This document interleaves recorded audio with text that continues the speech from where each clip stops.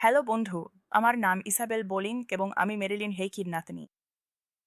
এটা আমার জন্য গর্বের বিষয় যে আমি আমার দিদার একটি মৌলিক শিক্ষা আপনার ভাষায় আপনার সঙ্গে ভাগ করে নিতে পারছি।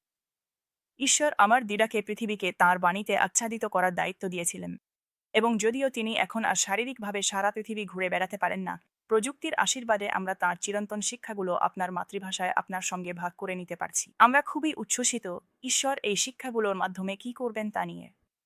আর যদি আপনি অনুমতি দেন, তাহলে একটু সময় দিন আমাকে। আমি আপনার জন্য প্রার্থনা করতে চাই। হে ঈশ্বর, আমি খ্রিস্টে আমার ভাই বোনদের জন্য প্রার্থনা করি যারা এই ভিডিও দেখছেন, এবং আমি আপনাকে ধন্যবাদ জানাই। আপনার কাছে তাদের প্রত্যেকের জন্য একটি পরিকল্পনা আছে। আপনি তাদের নাম ধরে চেনেন, এবং আপনি তাদের কাছে আসেন, তাদের আরও কাছে টানেন, এবং তাদের হৃদয়ে সেবা করেন। আমরা এই শিক্ষাগুলোকে আশীর্বাদ করি। আমরা প্রত্যেক দর্শককে আশীর্বাদ করি। ধন্যবাদ যিশু, কারণ তুমি তাদের জীবনে উপস্থিত হচ্ছ। অলৌকিক ঘটনা, সংস্থান, আরোগ্য, যা কিছু তাদের দরকার, তুমি সেই জায়গাতেই তাদের সঙ্গে দেখা করছো। যিশুর নামে আমরা প্রার্থনা করি, আমেন। আমার দিদিমার পবিত্র বাক্যের প্রতি ভালোবাসা এবং এই সত্য যে এই বাক্য চিরন্তন, যুগ যুগ ধরে চলে এসেছে, আজকের শিক্ষায় খুবই গুরুত্বপূর্ণ। আর আমি খুবই উচ্ছ্বসিত ঈশ্বর আজকের শিক্ষার মাধ্যমে আপনাদের সঙ্গে কি বলবেন তা নিয়ে। চলুন আমার দিদিমার সঙ্গে যোগ দিই। আজ আমরা আলোচনা করব বাইবেল পড়া, বাইবেল ললা এবং বাইবেল অনুসরণ করার বিষয়ে। এই তিনটি একসঙ্গে চলে এবং তিনটি খুব খুব গুরুত্বপূর্ণ। তাই আমি চাই আপনি খোলা মন, খোলা হৃদয় এবং প্রতিশ্রুতি নিয়ে শুনুন। এখন আপনি ভাববেন না, ওহো এটা তো খুব কঠিন, আমি এসব করতে পারবো না। বরং ভাবুন, আমি পারবো, ঈশ্বরের বাক্যই বীজ। তাই আপনি যদি বাক্য না পড়েন, না বলেন বা প্রার্থনা ও কাজ না করেন, তবে ফসল পাওয়ার জন্য কোনো বীজই বপন করছেন না। তাহলে আমার ফসল কই? তাহলে বাইবেল কোথায়? তাহলে আমার কথা শুনছেন, আমি চাই আপনি এই বইয়ের প্রতি আসক্ত হয়ে পড়ুন। আর তাই আমি এতটাই বইয়ের প্রতি আসক্ত, সকালে উঠে প্রথম যে জিনিসটা মনে আসে সেটা হলো কফি আর বাইবেল। আর বিশ্বাস করুন, এটা আমার জীবনে অলৌকিক কাজ করেছে। আর আমি অনেক অনেক দেশে গিয়েছি যেখানে মহিলাদের বিশ্বাসই করা হয় না, কিন্তু আমাকে বিশ্বাস করা হয়। কিন্তু এটা বাইবেলের জন্যই হয়েছে। আর ঈশ্বর আপনার মধ্যেও অলৌকিক কাজ করবেন। আপনি বলবেন, ওটা তো শুধু আপনার জন্য, মেরিলিন হিকি। না, এটা শুধু আমার জন্য নয়। তিনি বলেননি এই বাইবেল শুধু মেরিলিনের জন্য লেখা হয়েছে। এই বাইবেল আপনার জন্য লেখা হয়েছে। আর আপনাকে এটাকে বিশ্বাসে নিয়ে আসতে হবে, এটাকে কাজে লাগাতে হবে। আপনি তো বুঝতে পারছেন আমি কি বলছি। তাহলে ঈশ্বরের বাক্য হচ্ছে বীজ। উৎপত্তি থেকে প্রকাশিত বাক্য পর্যন্ত বাইবেল বারবার বপন ও ফসল তোলার নিয়ম নিয়ে কথা বলে। তাহলে আপনি বলবেন, জানেন তো, আমার প্রার্থনার উত্তর আমি পাই না। আপনি কি বাইবেল অনুযায়ী প্রার্থনা করছেন? আপনি কি ঈশ্বরের বাক্য অনুযায়ী প্রার্থনা করছেন? এটাই সেই বাক্য যা কখনোই বিফলে যায় না। এখানে শুধু বলা হয়নি যে আপনার প্রার্থনা বিফলে যায় না, বরং প্রতিশ্রুতি নিয়ে প্রার্থনা করা, এটাই সবচেয়ে বড় চাবিকাঠি। এখন যিশু বলেছেন ঈশ্বরের বাক্যই বীজ। তাহলে শুরুতে, একেবারে শুরুতেই বলা হয়েছে, বাক্য ঈশ্বরের সঙ্গে ছিল, আর বাক্যই ছিল ঈশ্বর। শুরুতে ঈশ্বর কি দিয়েছিলেন? বাক্য। কেন তিনি বাক্য দিয়েছিলেন? কারণ তিনি বীজ চেয়েছিলেন। কেন তিনি বীজ চেয়েছিলেন? কারণ তিনি সংস্থান চেয়েছিলেন। এবং এটা তোমার জন্য খুবই গুরুত্বপূর্ণ। তাই এটা আমার ভালো লাগে। বাক্য মাংসের রূপ নিল। যিশু মাংসের রূপ নিয়ে আমাদের মাঝে বাস করলেন, আর আমরা তার মহিমা দেখলাম, পিতার একমাত্র সন্তানের মহিমা, করুণা ও সত্যে পরিপূর্ণ। তুমি বলো, আচ্ছা, আমি তো বাইবেল ছাড়াও এটা করতে পারি। প্রিয়, বাইবেল ছাড়া তুমি এটা করতে পারবে না। তোমার জীবনকে বাইবেলের সঙ্গে যুক্ত করতে হবে। আচ্ছা, আমার তো ইচ্ছা করছে না। আমি কেমন অনুভব করছো সেটা নিয়ে বলছি না, আমি তোমার বিশ্বাস নিয়ে বলছি। আর কখনো কখনো সকালে আমি নিজেকে একটা পোকামাকড়ের মতোই অলৌকিক মনে হয়। আমি তেমন কিছুই অনুভব করি না। আহা, বাহ, আবার একটা দিন শুরু হলো। কিন্তু আমার বিশ্বাসের একটা ধারা আছে। তাই অনেকেই আমাকে বলতো, তুমি জানো না বাইবেলে লেখা আছে একজন নারী কথা বলা উচিত নয়। আসলে আমি সেটা জানতাম না, কিন্তু আমি কথা বলেছিলাম এবং সবাই বলেছিল আমি ব্যর্থ হব। কিন্তু আমি সাফল্যে এতটাই আশীর্বাদ প্রাপ্ত হয়েছি। এটা একেবারেই অন্যরকম কিছু। তাই আমাদের উচিত আমাদের পরিস্থিতিতে ঈশ্বরের বাক্য উচ্চারণ করা। প্রতিশ্রুতিগুলো উচ্চারণ করো। পর্বতের সঙ্গে কথা বলো, এর ওপারে যা আছে সেটা পাও। তাহলে মানুষ ভাবে তুমি পাগল, এতে নতুন কি? জানো, আমার প্রতিবেশীরা হয়তো ভাবে আমি পাগল, কিন্তু আমি খেয়াল করি যখন ওদের প্রার্থনা দরকার হয় তখন ওরা আমার বাড়িতেই আসে। এটা কি মজার নয়? তাই আমি এখানে দেখি, যখন তুমি প্রতিশ্রুতিগুলো উচ্চারণ করতে শুরু করো তখন তা তোমার জীবনের বিভিন্ন ঋতুতে কাজ করতে শুরু করে। জানো, আমি এখন আমার জীবনের শেষ ভাগে আছি, কিন্তু বলি এটাই সবচেয়ে ভালো সময়। আর আমি ভাবি, আমি কে যে এতটা অনুগ্রহ পেলাম। এবং এটা আমার কাছে খুবই মজার। এমনকি সৌদি আরবেও ওরা আমাকে পছন্দ করে এবং আমার কথা শোনে, কারণ ওরা বয়স্ক মহিলাদের পছন্দ করে। তুমি বলো, ওহো, তুমি তো কিছু করার জন্য অনেক বয়স্ক। সত্যি, আমাকে এটা বলো না। ঈশ্বর তো আমাকে এটা বলেননি, দুনিয়াও আমাকে এটা বলছে না। তাই এটা খুবই দারুণ যে তুমি এসব কথা বলতে পারো। তাহলে শব্দের শক্তি পরিস্থিতি বদলে দেয়। চেষ্টা করে দেখলে মনে হয় কাজ হচ্ছে না বা অদ্ভুত লাগছে। জানো, আমার জন্য তো এটা কাজ করছে যখন আমি ছিলাম 9-10 বছর বয়সে, আর সারা পৃথিবীর নানা পরিস্থিতিতে এটা আমার সঙ্গে ছিল। তুমি বলো, আচ্ছা, জানো তো, তুমি তো কেবল একজন বুড়ি মহিলা।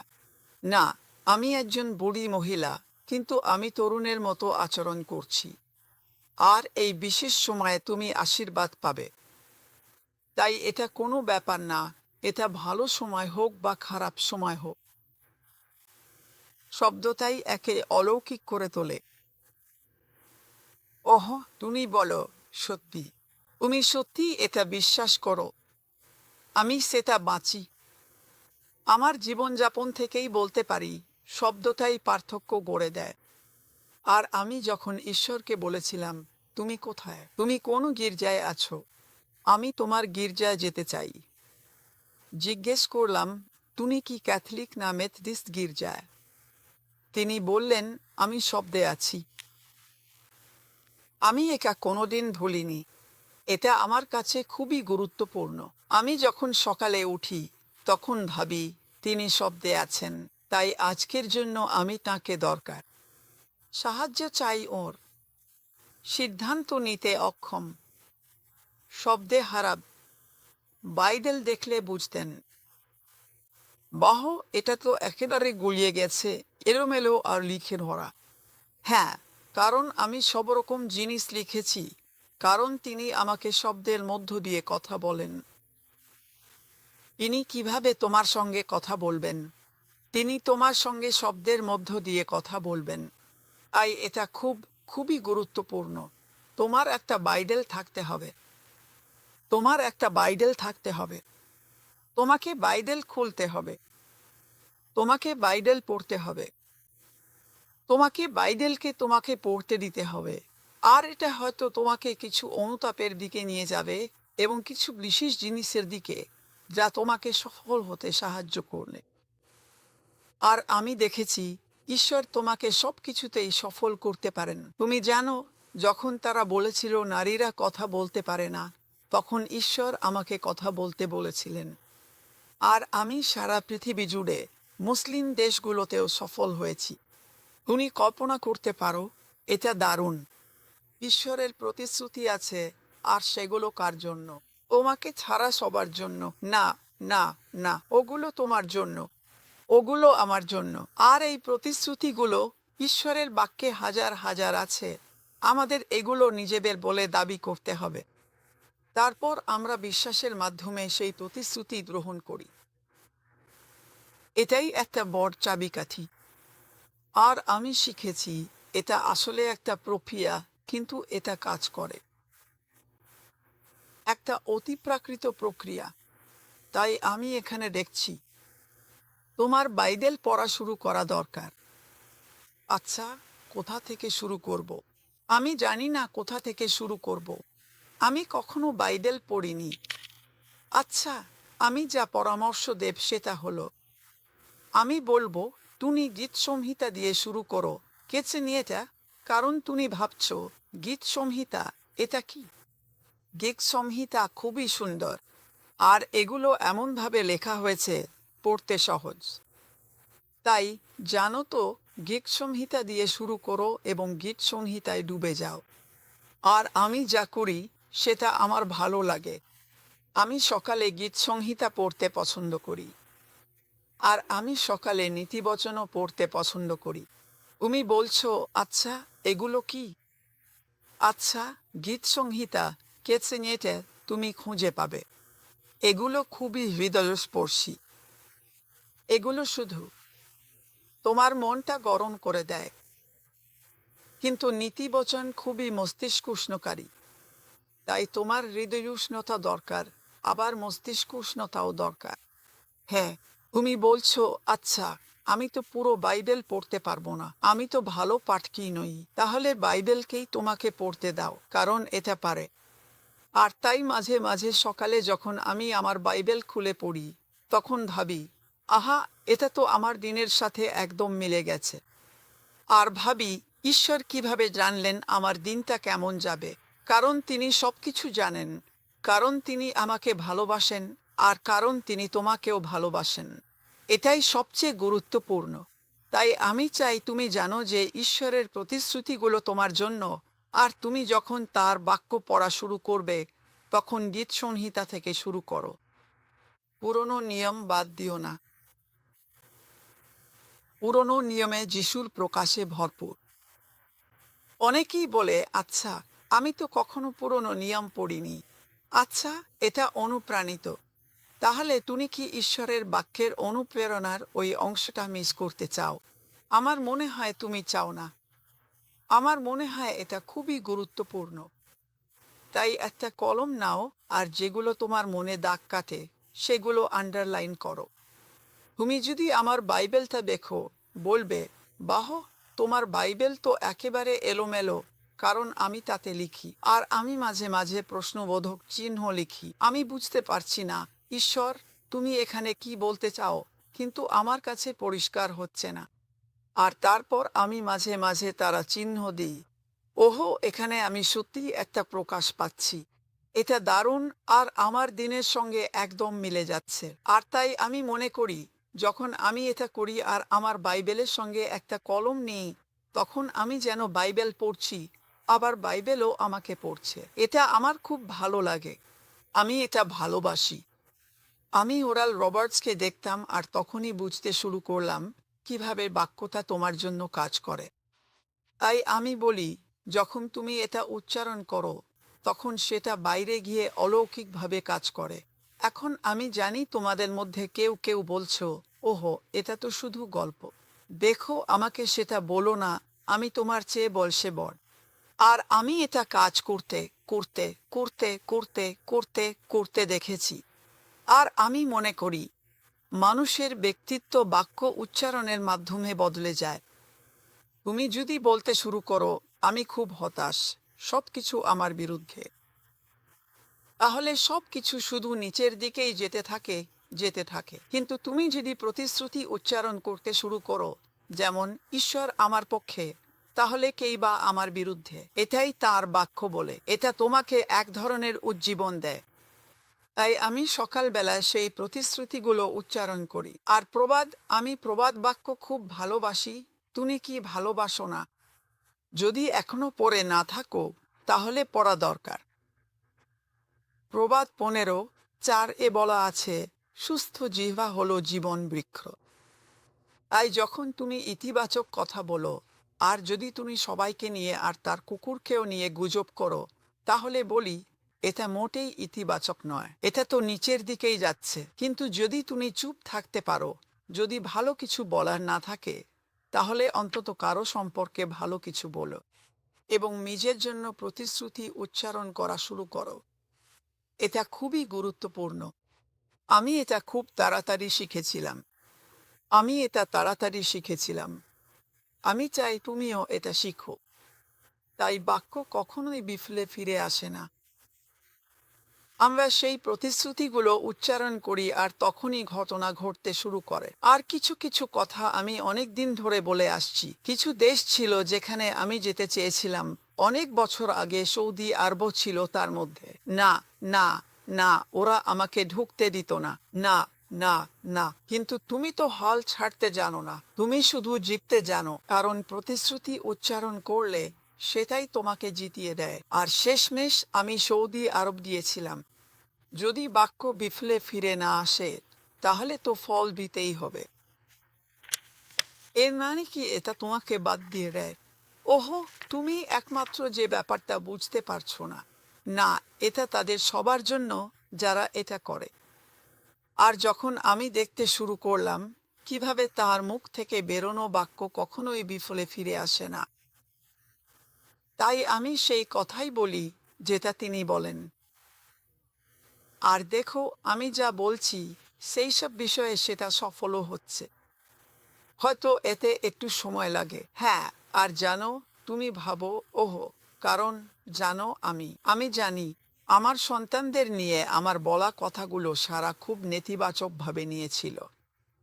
এখন সারা সুসমাচার প্রচারক এবং একজন পাস্টরের স্ত্রী। সে একজন পাস্টরের স্ত্রী। তাই আমাকে বলো না, ওহো, এটা কাজ করে না। চুপ থাকো। ঈশ্বর যা বলেন সেটাই বলো। আর বলো, এটাই আমার স্বামীর মধ্যে কাজ করছে, এটাই আমার ছেলে আর মেয়ের মধ্যে কাজ করছে, এটাই আমার স্বাস্থ্যের মধ্যে কাজ করছে। আর বন্ধুরা, আমি আমার শরীরে নতুন একটা হৃদয় কথা বলে এনেছি। কিন্তু আমরা সবাই পাহাড়ের মুখোমুখি হয়েছি, আমরা সবাই দৈত্যের মুখোমুখি হয়েছি। আর তাই আমি মনে করি তোমার দরকার কিছু পাগলাটে বিশ্বাসী বন্ধু। তাই আমার কিছু পাগলাটে বিশ্বাসী বন্ধু আছে। ওরা খুব ভালো বন্ধু। ওরা ভাবে ঈশ্বর যা করতে পারেন, আমি যেমনটা ভাবি তেমনই সব কিছু করতে পারেন। আর ওরা আমার সঙ্গে দীর্ঘদিন ধরে বিশ্বাস করবে। তাই আমি শুধু এটা দেখছি, ঈশ্বরের দিকে তাকাও। হিব্রু 12:1-12। দুঃখিত, 1-2। আমাকে ক্ষমা করো। আমাদের সামনে যে দৌড়টা আছে তা ধৈর্য ধরে ছুটে চলি। যিশুর দিকে তাকিয়ে থাকো, যিনি আমাদের বিশ্বাসের শুরু এবং শেষ। আমরা চাই বিশ্বাস শেষ করতে, শুধু বিশ্বাসে শুরু করলেই হবে না। তুমি কি শুনলে? তুমি চাইবে বিশ্বাসে শেষ করতে, শুধু বিশ্বাসে শুরু করলেই হবে না। তাই আমরা তাঁর দিকে তাকাই এবং আমরা সবাই দৈত্যের মুখোমুখি হচ্ছি। তাই আমরা শুধু বলি, ঠিক আছে ঈশ্বর, আমি যা কিছুই মুখোমুখি হচ্ছি, যদি তারা বলে আমি আগামীকাল মারা যাব, আর তুমি, আমি অনুভব করি আমি বাঁচতে চাই এবং তোমার কাছে আমার জন্য ভালো কিছু আছে, আমি মরব না। আমি প্রতিশ্রুতিগুলো উচ্চারণ করব, আমি পাহাড়ের সঙ্গে কথা বলবো, আমি জিতব। আর বন্ধুরা, যদি তোমরা বলো, আচ্ছা, এটা তো কাজ করে না, এটা তো কেবল মনকে জয় করার মতো ব্যাপার, না, না, এটা তার চেয়েও অনেক বেশি। এটা হলো শব্দের শক্তি, কেবল মন নয়। তাই আমি সকালে এটা মনে রাখি। আর আমি আমার কথা বলি, বিশেষ করে সকালে, কারণ আমার মনে হয় আজকে আমি কি কি মুখোমুখি হব, আমি কোনো বিষয়ে জড়িত থাকব। তুমি জানো ঈশ্বর আমার সঙ্গে কি বলতে চান? আমি কি বাধ্য হতে চাই? অবশ্যই আমি বাধ্য হতে চাই। অবশ্যই তুমিও বাধ্য হতে চাও। তাই এটা খুবই গুরুত্বপূর্ণ। আর ঈশ্বরের আমাদের জন্য ইচ্ছা, সেটাই তার বাক্যের সমান। তাই আমি মনে করি পৃথিবীকে তার বাক্যে ঢেকে দেওয়ার জন্য তার ইচ্ছা, সেটাই ছিল আমার প্রতি তার কথা। এভাবেই তুমি প্রভুর মধ্যে একজন আত্মিক ভাই পেতে পারো। কারণ যে কেউ আমার স্বর্গীয় পিতার ইচ্ছা পালন করে সেই আমার ভাই, বোন আর মা। আমার অনেক ভাই, বোন আর মা আছে, আর আমি মনে করি তুমি তাদের একজন হতে পারো, তাই তো? তাই পরে নতুন নিয়মে যিশুর সৎ ভাই যাকব বলেন, বাক্যের কার্যকরী হও, শুধু শ্রোতা হজ না, নিজেকে প্রতারিত করো না। ওহ, আমি বিশ্বাসের মানুষ। আমি সত্যি এটা করি।